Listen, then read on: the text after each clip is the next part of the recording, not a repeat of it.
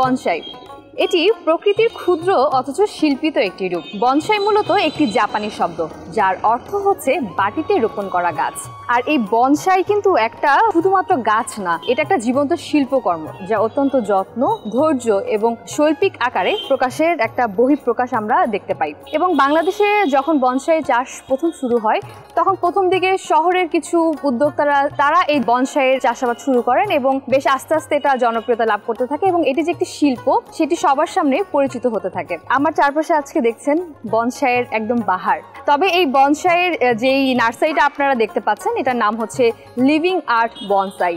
দর্শক সবাইকে স্বাগত জানাচ্ছি আরটিভি নিয়মিত আয়োজন কৃষি ও কৃষ্টি অনুষ্ঠানে। আপনাদের সাথে আছি আমি ফারজানা আফরিন পূর্বা।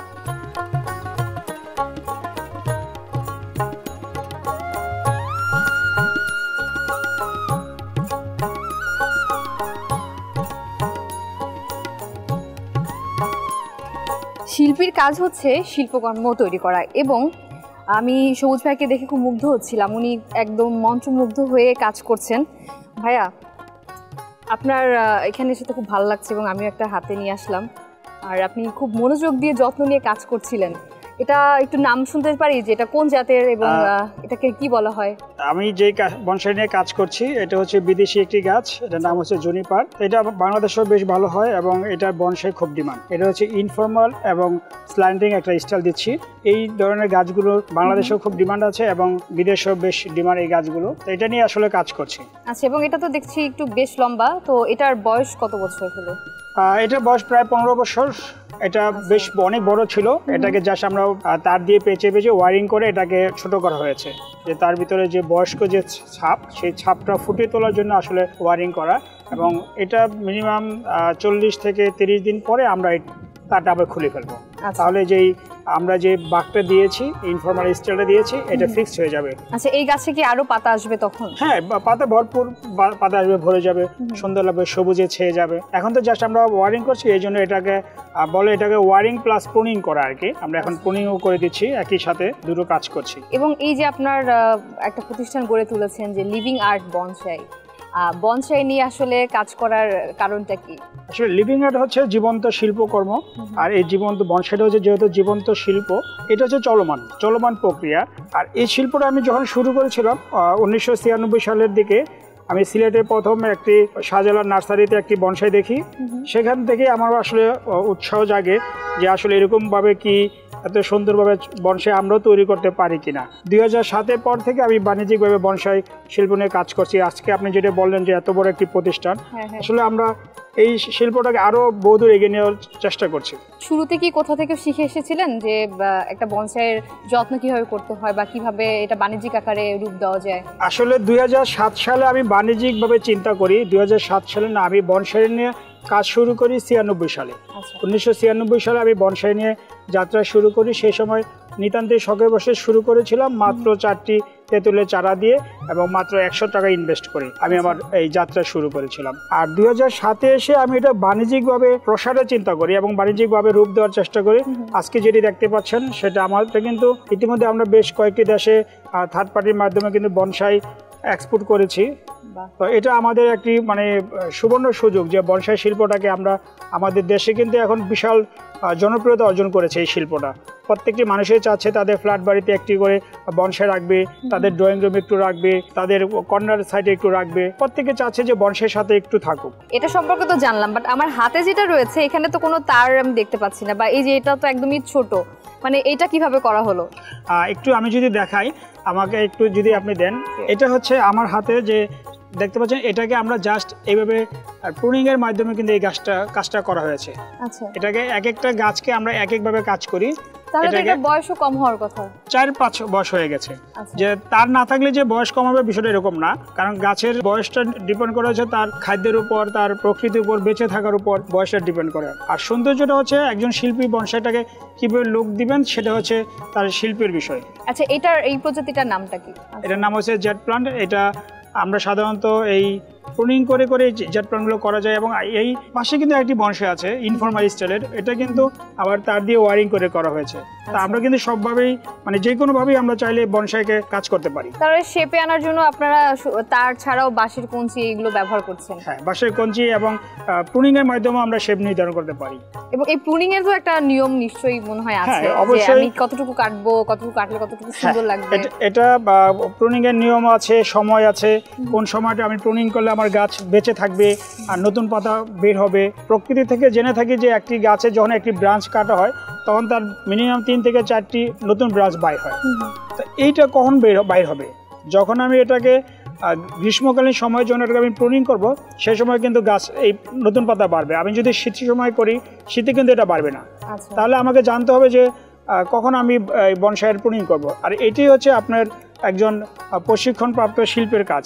ভাই আপনি তো গল্পে গল্পে বলছিলেন যে আপনি বনসাইয়ের একটা জাদুঘর তৈরি করেছেন, তো জাদুঘরে কি শুধু এইটুকুই কালেকশন রয়েছে? আপনার যদিও আপনার দৃষ্টিকোণ থেকে মনে হচ্ছে যে এইটুকু, এখানে কিন্তু অনেক গাছ এবং অনেক প্রজাতি। এটা কিন্তু আপনি তো সেই 96 থেকে কাজ করছেন, তার মানে আরো বেশি থাকার কথা। আমি শেষ করছি না, এটা হচ্ছে আমার মানে একটা স্টেজের গাছ, যেমন এটা হচ্ছে সেকেন্ড স্টেপের গাছ। আমাদের থার্ড স্টেপের গাছ হচ্ছে আমার পাশের বিল্ডিং এ, এবং প্রাথমিক স্টেপের গাছ হচ্ছে নিচে। এছাড়া আমাদের উত্তরাতে আছে, আশুলিয়াতে আছে। তো এরকম কিন্তু আমাদের অনেক বনসাই আছে অনেক জায়গায়। আসুন আপনাকে আজকে আমি আমার বনসাই দেখাই। চলেন আমরা আপনার বনসাইয়ের জাদুঘর ঘুরে দেখি।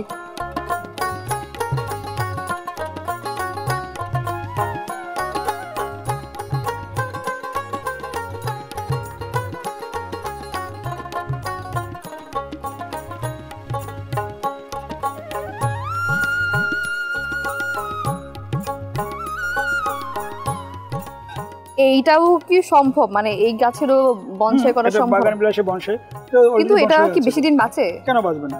বনসাইয়ের বৈশিষ্ট্য হচ্ছে রোদে রাখতে হবে, হালকা ছায়া যদি আপনি চান। সুন্দর লাগছে এটা, মানে এটা আমি ডাইনিং টেবিলের এখানে ইজিলি রাখতে পারি। তারপরে এই যে আরেকটা দেখছি, মানে এই যে এটা হচ্ছে ইনডোর প্ল্যান্ট, এটা হচ্ছে সাইকাস পাম, এটা আপনার ইনডোরে বেশ ভালো সার্ভাইভ করে। আচ্ছা, তারপরে এটা দেখছি মানে একটা আম পাতার মতো দেখতে, পটের মতো আর কি। বকুল ফুল, বকুল ফুলেরও বনসাই সম্ভব? আচ্ছা, এগুলো 1000 বছর বাঁচা সম্ভব? হ্যাঁ, সম্ভব। শুধু যত্ন করতে হবে, তাই তো? এই যে এটা হচ্ছে শিমুল ফুল, যেটা দেখছেন শিমুল ফুল। তাহলে আমি অবাক হচ্ছি যে এইগুলোরও বনসাই হয়। তাহলে এখানে কত কিছু পেয়ে গেলেন আপনি। বাগান বিলাস ফুল পেলেন, বকুল ফুল পেলেন, হিজল ফুল, শিমুল ফুল, কামিনী ফুল।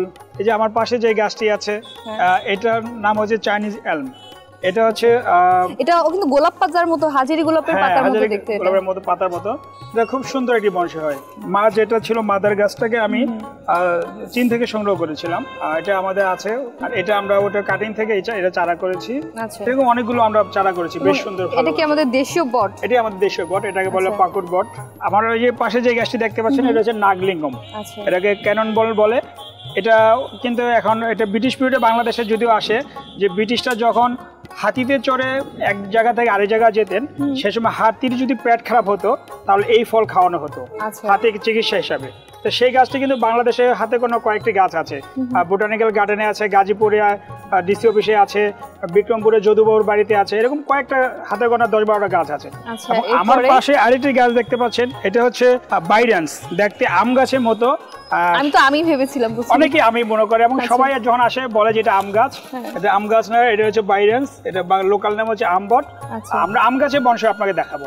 আমাদের ওই গাছে আম গাছে বনসাই আছে, লিচু গাছে বনসাই আছে, অনেক ধরনের ফল গাছে বনসাই আছে, কদবেল আছে, তেঁতুল আছে। আর এটা কিসের বনসাই? এটা হচ্ছে কারি পাতার বনসাই। মশলাও বাদ গেল না, মশলাও বাদ গেল না। আমরা সব রকমের গাছ দিয়ে চেষ্টা করছি। দর্শকের যে চাহিদার উপর ডিপেন্ড করে আসলে আমরা বনসাই তৈরি করছি। কারণ মানুষ একটি বড় গাছ তার ব্যালকনিতে রাখতে পারে না, সে বনসাই হিসাবে এই কারি পাতাকে রাখতে পারে, এবং মাঝে মাঝে সে রান্না এটাকে ইউজ করতে পারে। তাই এটাও আমরা সেই মানুষের চাহিদার উপর ডিপেন্ড করে কিন্তু কারি পাতা বনসাই তৈরি করছি। তার মানে আমি বলতে পারি আপনি হচ্ছে শুধুমাত্র একজন বনসাই শিল্পী না, আপনি একজন গবেষকও, যে মানে ফল ফুল এবং মশলা গাছ কোনোটাই বাদ যায়নি, আপনি বনসাইতে রূপান্তর করেছেন। ভাই আপনার সাথে কিন্তু আরো কথা বলবো, এবং ওই যে আপনি বলছিলেন আপনার আরো কালেকশনগুলো রয়েছে সেগুলো কিন্তু দেখবো, তবে একটু বিরতি নিয়ে নিই। শিওর। বনসাই নিয়ে আরো অনেক তথ্য কিন্তু জানাবো, আমাদের সাথে থাকবেন। RTV নিয়মিত আয়োজন কৃষি ও কৃষি অনুষ্ঠান থেকে এই পর্যায়ে নিয়ে নিচ্ছি ছোট্ট একটি বিরতি।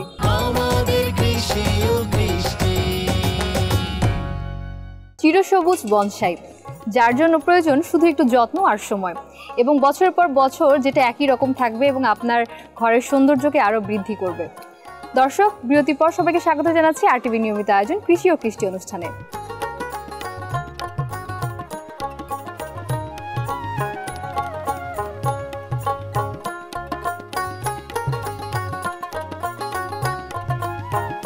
ভাইয়া, এটা তো মনে হচ্ছে দেখে পাইন গাছ। হ্যাঁ, এটা পাইন গাছ। এটাও শীত প্রধান দেশের গাছ। এটা আমাদের দেশে এখন শুয়ে গেছে। খুব মানে সুন্দর হচ্ছে গাছ। আমরা জানি শীতে এটা সার্ভাইভ করতে পারে, কিন্তু বাংলাদেশে তো ওই লেভেলের এখনো শীত পড়ে না। তো এটা খুব সুন্দর দেখলাম, গ্রোথটা ভালো হয়েছে। এটার বয়স কত বছর? এটা বয়স প্রায় 20 বছর এটা বয়স। এবং এখানে আপনি আবার দেখলাম যে ওয়্যারের মাধ্যমে এটা আবার মনে হয় আলাদা করে শেপ দিচ্ছেন। হ্যাঁ, এটা আমরা আসলে প্রতিটা গাছকে ডালকে আমরা একটু ওয়্যারের মাধ্যমে শেপ দেওয়ার চেষ্টা করি, কারণ গাছগুলো ন্যাচারালি হচ্ছে গাছ ঊর্ধ্বমুখী হবে।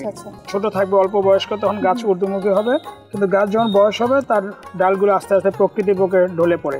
তো এটা যেহেতু গাছকে আমরা বনসাই করছি, সেজন্য আমরা বনসাইকে কৃত্রিমভাবে নিচের দিকে নামানোর চেষ্টা করি। ব্রাঞ্চগুলোকে আমরা সবসময় একটু নিচের দিকে নামাই দিই। তাহলে অতিরিক্ত গরমে আসলে এই গাছের যত্ন তাহলে কি হয়? কোনো সমস্যা হয় না আসলে।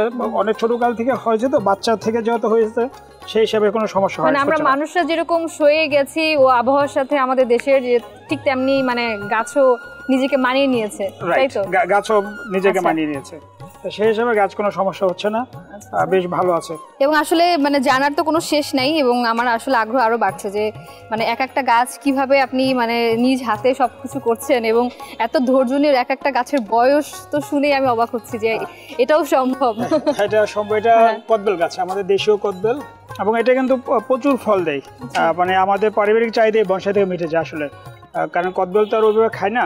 কদবেল জাস্ট একটু রুচির জন্য আমরা সাধারণত খেয়ে থাকি। তো সাধারণত এটা 25-30টা ফল দেয়, তাতে আমাদের পরিবারের চাহিদা কিন্তু মনে হচ্ছে না যে 25-30টা ফল দেয়। তো এই যে মাটি হচ্ছে আপনি নিংড়ে দিলেন দেখলাম, তো এত বড় একটা গাছ এবং এত বয়স্ক একটা গাছ, কিন্তু তার জন্য মানে একটা ছোট পাত্রে এতটুকু মাটি, এটা কি পর্যাপ্ত? মানে আসল খাদ্যই কি তাহলে মাটি? আসলে আপনি যেটা বলছেন যে ছোট পাত্রে অল্প মাটিতে দিব্যি এত সুন্দর একটি গাছ বেঁচে আছে, আবার ফলও দিচ্ছে। আসলে গাছের যদি খাদ্যের কথা চিন্তা করে তাহলে একটু ব্যাপক হয়ে যায়। মানুষের খাদ্যের উপাদান 6টা, বাট গাছের খাদ্যের উপাদান 16 থেকে 23টা। এই 23টা খাদ্যের উপাদান কিছু আছে গৌণ, কিছু আছে মুখ্য। যে মুখ্য যে 16টা উপাদান, সেগুলোকে মাটিতে আমাদেরকে প্রোভাইড করতে হয়, এবং এটা পরিমিত দিতে হয় যে খাদ্যের কি পরিমাণ জিঙ্ক লাগবে, পটাশ লাগবে, আয়রন লাগবে, পটাশিয়াম লাগবে। তো এই জন্য খাদ্যর যে প্রক্রিয়াগুলো, এগুলো কিন্তু আমরা বিভিন্ন মাটি, জৈব সার, মাঝে মাঝে কিছু রাসায়নিক সারকে দিয়েও আমরা মাটিটা তৈরি করি। তাহলে হচ্ছে গাছ ভেদে তো খাবারের ধরনটাও তাহলে ভিন্ন ভিন্ন হয়। হ্যাঁ, কিছু কিছু গাছের খাদ্যের ইটাও ভিন্ন হয়, কারণ বট প্রজাতির গাছ খুব বেশি তার খাদ্য পছন্দ করে না, খুব বেশি লাগেও না, সে প্রকৃতি থেকে গ্রহণ করতে পারে এবং সে দীর্ঘ সময় খাবারটা ধরে রাখতে পারে বডিতে। কিন্তু কিছু কিছু গাছ আছে তাকে খাবার দিতে হয়। আচ্ছা ভাই, এই গাছটা কি? এটা হচ্ছে বাইরেন্স, এটাকে আমরা লোকাল ভাবে বলি আমবট বলি। কিন্তু বেশ পুরনো গাছ, অনেক পুরনো গাছ। হ্যাঁ, দেখো মনে হচ্ছে অনেক শিকড়। এটা অনেক শিকড়, নিচ থেকে আসলে না দেখলে বোঝা যাবে না যে এটা অনেক বয়স্ক গাছ, এবং গোড়াটা বেশ। এটার বয়স মিনিমাম 20-30 বছর তো হবে। এটা বয়স 40 বছর প্লাস। 40 বছর? এটা 40 বছর প্লাস। বেশি। আমবটের পাতা কিন্তু সাধারণত এত বড় বড় হয়, কিন্তু এটা পাতা কিন্তু ছোট, দেখতে পাচ্ছেন একেবারে ছোট ছোট পাতা। তার মানে গাছের যখন বয়স হবে তার পাতাও আস্তে আস্তে ছোট হতে থাকবে। আচ্ছা, এটা তো ফল হয় নাকি? হ্যাঁ, আমবটের ফলে ছোট ছোট ফল হয়। আচ্ছা, পাকুর বট, আমবট, তারপর দেশি বট, সব বটেই মোটামুটি ফল হয়। এবং আর কি ডিফারেন্ট টাইপের ফলের বনসাই করেছেন? ফল যদি চিন্তা করেন যে আপনার সামনে যেটা আছে, এটা হচ্ছে আপেল গাছ। এটা হলো আপেলের বনসাই। এবং আপেল গাছেও যে আসলে বনসাই হয়, এটা আমি এখানেই প্রথম দেখলাম, এবং আপনার কাছ থেকে আরো শুনেছি যে ফুলেরও করেছেন, যেরকম আরো ফলেরও আপনি বনসাই বলেছেন যে তৈরি করা যায়। মানে এটা একটা ইনোভেটিভ আইডিয়া আমি বলতে পারি। প্রকৃতির সাথে তাল মিলিয়ে যে প্রকৃতি মানুষকে কিভাবে উপহার দিচ্ছে, যে ফুলের বনসাই, ফলের বনসাই। এই ফলের বনসাইগুলো কি আমরা যে আগে চিন্তা করতাম যে বট প্রজাতি বা ফাইকাস প্রজাতি বনসাই নিয়ে কাজ করতাম বেশ দীর্ঘদিন, আজকে থেকে প্রায় 20 বছর আগের কথা।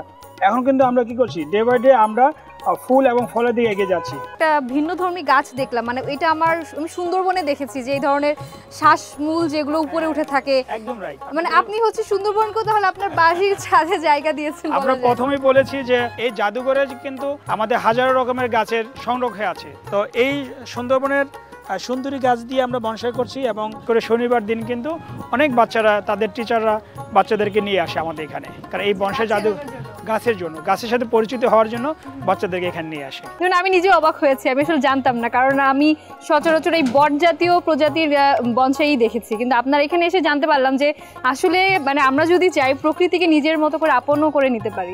এক্স্যাক্টলি, আমরা চাচ্ছি যে প্রকৃতি আমাদের কাছে আসুক, প্রকৃতির মাঝে আমরা বিলিয়ে যাই, নিজেকে বিলিয়ে দিই প্রকৃতির সাথে। আচ্ছা ভাই, এই যে আমের যেটা বলছিলেন, মানে আমি তো এখানে দেখছি যে 2 রকমের হচ্ছে পাতা, তার মানে কি এটা 2টা প্রজাতিকেই একটা টবে আপনি বন্দি করেছেন? মাদার গাছটা হচ্ছে জংলি আম, তারপরে আমরা প্রথমে এটাকে গ্রাফটিং দিয়েছি বানানা ম্যাঙ্গো, এবং আরেকটা ব্রাঞ্চে আমরা দিয়েছি থাই কাতিমন। কাতিমন আমের একটা বনসাই আমরা দিয়েছি। কাতিমনটা এটা প্রতি মানে 2 মাস 3 মাস পর পর ফুল আসতে শুরু করে, আর বানানাটা বছরে একবার আসে। তা এই যে এই দুইটা সময় যেন গাছের জন্য সবসময় যেন আম থাকে, অর্থাৎ আমের সিজনের জন্য আম থাকে এবং আমের সিজনের বাইরে যেন আম থাকে, এটা কি জাস্ট আমরা বনসাই রূপ দিচ্ছি। মানে ভাবতে আসলে একটু অবাকই লাগে যে আমি একসাথে একই টবের মধ্যে এটা 12 মাসেও পাচ্ছি, আবার দেখতেও সুন্দর, এটাকে আমি ঘরের কর্নারেও রাখতে পারছি বা ছাদ বাগানেও পাচ্ছি। হ্যাঁ, তো ভাই আমার কিন্তু আপনার শুরুতে আপনি যখন কাজ করছিলেন আমার দেখে খুব আগ্রহ হয়েছিল যে আপনি আপনার কাছ থেকে হাতে কলমে শিখি যে কিভাবে আপনি এত সুন্দর করে গাছের শেপগুলো দিচ্ছেন বা কিভাবে এগুলো যত্ন করছেন, এগুলো নিয়ে আরও আপনার কাছ থেকে তথ্য জানবো, তবে বিরতির পর। আসলে বনসাই একটা জীবন্ত শিল্প, যেটা আমরা বারবার বলছি এবং আমরা দেখেও থাকি, এবং আমরা বনসাই মানে ভাবি যে এটা শুধুমাত্র ঘরে সাজানোর একটা গাছ, যেটা ঘরের একটা কর্নার থাকবে বা দেখে খুব সৌন্দর্য লাগবে, কিন্তু এই একটা বনসাইয়ের পেছনে কতটা শ্রম এবং সময় লাগে, আর সেই সাথে এটার ইতিহাস জানাটাও কিন্তু খুবই জরুরি। মানে একটা শিল্পকে জানতে হলে অবশ্যই আপনার এই শিল্পের পেছনের কথাও কিন্তু জানতে হবে। দর্শক, বনসাই নিয়ে তো আগ্রহের শেষ নেই, আমরা চেষ্টা করছি নতুনত্ব বনসাই নিয়ে তথ্য আপনাদেরকে জানানোর, আমাদের সাথেই থাকবেন। RTV কৃষি ও কৃষি অনুষ্ঠানের মাধ্যমে আমরা বিরতির পর আবারও ফিরছি।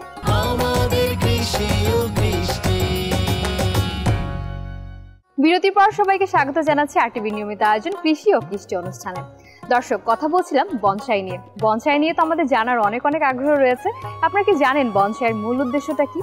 বনসাইয়ের মূল উদ্দেশ্য হচ্ছে প্রকৃতির বিশাল সৌন্দর্যকে ক্ষুদ্র আকারে রূপান্তর করা, এবং এর মাধ্যমে একটা মানুষ প্রকৃতির সঙ্গে যেমন নিজেকে আত্মিকভাবে সংযোগ স্থাপন করতে পারে, ঠিক তেমনি নিজের রুচি বা দৃষ্টিভঙ্গিকেও গাছের মাধ্যমে রূপদান দিতে পারে। এবং আপনারা আরও জানবেন যে ঢাকা ছাড়াও ঢাকার বাইরে বেশ কিছু অঞ্চল রয়েছে বা এলাকা রয়েছে, যেমন চট্টগ্রাম, রাজশাহী এবং খুলনাতে বেশ কিছু নার্সারি রয়েছে যারা বনসাই নিয়ে প্রতিনিয়ত কাজ করছেন, এবং আমাদের দেশে কিন্তু এখন বনসাইয়ের বেশ প্রচার এবং প্রসার ঘটেছে, যার ফলে আমরা দেখতে পাই বিভিন্ন সংগঠনগুলো এগিয়ে আসছে বনসাইয়ের প্রসার এবং যথাযথ প্রশিক্ষণের মাধ্যমে কিভাবে আরও বনসাইকে এগিয়ে নিয়ে যাওয়া যায় সেটা নিয়ে কিন্তু তারা কাজ করছেন। জানবো আরও অনেক তথ্য।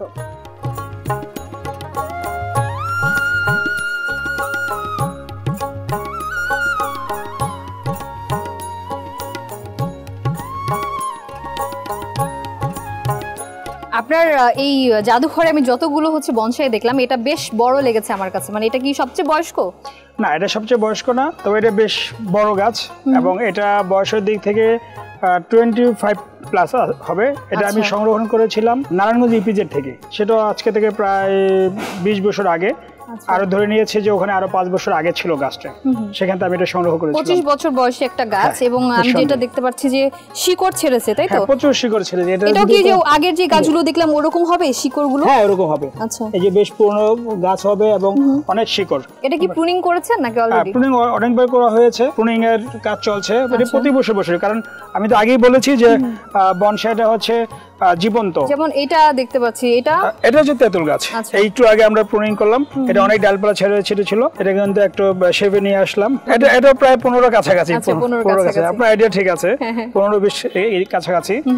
আর আমার তারপরে এই যে একটা খুব ভিন্নধর্মী মানে শিকড়ের গঠনটা দেখতে পাচ্ছি, এটা কি একাই হয়েছে নাকি? না, এটা একা হয়নি, এটা হচ্ছে সাউথ আফ্রিকার একটি গাছ, এটাকে বলে বাওবাব। আচ্ছা, এটাকে আমরা প্রথম সংরক্ষণ করেছিলাম ইন্ডিয়া থেকে। এটা প্রথম ছোট চারা গাছ ছিল এবং তাকে বস্তাবন্দি করে রাখা হয়েছিল দীর্ঘদিন। বস্তাবন্দি করে রাখার কারণে এটাকে শিকড়গুলো একটু শেপ চলে আসে বস্তার ভিতরে। পরবর্তীতে এটা শিকড়গুলোর উপর আমরা কাজ করে আস্তে আস্তে এটাকে এই পর্যায়ে নিয়ে আসা হয়েছে। এটা অনেক পুরনো গাছ, এবং এই গাছের বৈশিষ্ট্য হচ্ছে এই গাছটা প্রচুর পানি ধরে রাখতে পারে। বিশেষ করে মরু অঞ্চলে থাকে তারা কিন্তু এই গাছকে খোদাই করে মাঝখানে গর্ত তৈরি করে এবং এখানে বৃষ্টি পানি এবং গাছের পানি সংরক্ষণ করে তারা কিন্তু জীবন নির্বাহ করতে পারে এই বাওবাব গাছ। এবং এই গাছটা এত মোটা হয় যে গাছটা মাঝখানটা চিরে রাস্তা পর্যন্ত তৈরি করা যায়। ভাই, আমার একটা প্রশ্ন আছে, সেটা হচ্ছে এই গাছের বয়স কত বললেন? এটা 25। 25 ইয়ার্স। তো 25 ইয়ার্স ধরে কি ওর এতটুকুই মাটির প্রয়োজন হচ্ছে, নাকি মাটি আপনি চাইলে পরে বাড়াতেও পারবেন, বা পটটাও চেঞ্জ করা যায় কিনা? সুন্দর একটি প্রশ্ন করেছেন। প্রকৃতির সাথে মানুষের সাথে যদি আমরা খেয়াল করি যে আমাদের যে বয়সটা, সেই বয়সে কি হয়, ইয়াং ছেলেপেলে কি করে, একটু বেশি খাবার খায় স্বভাবতই, বাবা একটু কম খায়, দাদা আর একটু কম খায়। অর্থাৎ মানুষ যখন বয়স বেড়ে যায় তখন তার খাবারের চাহিদা কি হয়, দিন দিন কমে আসে। গাছের ক্ষেত্রেও তাই। এই গাছটা যখন ইয়াং ছিলেন, অল্প বয়সী গাছ ছিলেন, তখন কিন্তু আমরা প্রচুর তাকে খাবার দিয়েছি, পরিমিত খাবার দিয়েছি, এবং তাকে একটা প্রজেক্ট গ্রোথ এনেছি, আমরা মোটা তাজা করেছি। বাট এখন এসে কি হচ্ছে, সে অত খাবার চাচ্ছে না, সে অল্প খাবার চাচ্ছে। অর্থাৎ এই মাটিটাতে আমরা 2 থেকে 3 বছর এই মাটিতে তাকে রাখতে পারি, এবং 2 থেকে 3 বছর পরে আমরা কি করি, পুরো মাটিটা চেঞ্জ করে আবার নতুন মাটিতে খাবার দিয়ে, সকল রকমের খাবার দিয়ে রেডি করে আবার আমরাকে নতুনভাবে তাকে রিপোর্টিং করি। তখন গাছটা কি আবার সতেজ থাকে। অর্থাৎ মানুষের মতোই গাছেরও জীবন, যে ইয়াং বয়সে একটু খাদ্যের চাহিদা বাড়ে, এবং যখন বৃদ্ধ বয়স চলে আসে, মাঝামাঝি বয়স চলে আসে, তখন খাদ্যের চাহিদা কমে যায়। আচ্ছা, অনেক তথ্য জানলাম, এবং আরও একটা জিনিস আমি খেয়াল করেছি, যেমন এখানে এসে অনেক নতুন নতুন গাছের সাথে আমার পরিচয় হয়েছে, বা যেগুলো একদম আমরা বইয়ের পাতায় পড়েছি কিন্তু কখনো তো বা দেখার সৌভাগ্য হয়নি, কিন্তু আপনি সেটাকে বনসাইতে রূপান্তর করেছেন। মানে আমরা এছাড়াও নার্সারি বা বিভিন্ন অফিস আদালতে যেগুলো সাজানো থাকে, মানে এই বটজাতীয়টাই দেখি, কিন্তু আপনার এখানে এসে সব থেকে বেশি ভ্যারিয়েন্ট আমি পেয়েছি, যে আপনি যেমন মশলা গাছকেও বনসাইতে রূপান্তর করেছেন, তেমনি ফল এবং ফুলের গাছও। তো ভাই, আপনার হাত ধরে বনসাই আরও এগিয়ে যাক, এবং আমরা চাইবো যে আমাদের বাংলাদেশও যেন বনসাই শিল্পে একসময় অনেক বেশি উন্নত হয়, বাহির দেশের মতো আমাদের দেশেও আরও কার্যক্রম যেন বাড়ানো হয়, এবং নিউ আপনার হাত ধরে আরও অনেক উদ্যোক্তা তৈরি হোক। আপনার জন্য শুভকামনা রইল। থ্যাংক ইউ, থ্যাংক ইউ, ধন্যবাদ, ধন্যবাদ আরটিভিকে।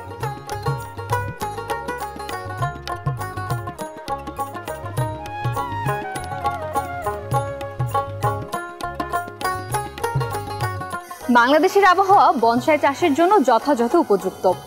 বাংলাদেশে এই বনসাই শিল্প ধীরে ধীরে তার শিকড় গেঁথে ফেলেছে, এবং বনসাই কেবলমাত্র একটি শখ নয়, বরং সৃজনশীলতা, ধৈর্য আর প্রাকৃতিক সৌন্দর্যের এক সম্মিলিত মেলবন্ধন। রাষ্ট্রীয় পৃষ্ঠপোষকতা এবং সঠিক পরিকল্পনার মাধ্যমে বনসাই হতে পারে আমাদের দেশের জন্য, দেশের সবুজ অর্থনীতির জন্য এক নতুন অধ্যায়।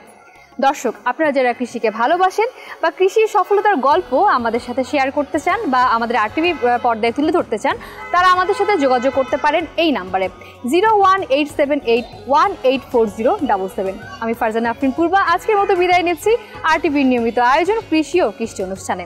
দেখা হবে আবার কোনো সফলতার গল্প নিয়ে। সেই পর্যন্ত সবাই ভালো থাকবেন, সুস্থ থাকবেন। আল্লাহ হাফেজ।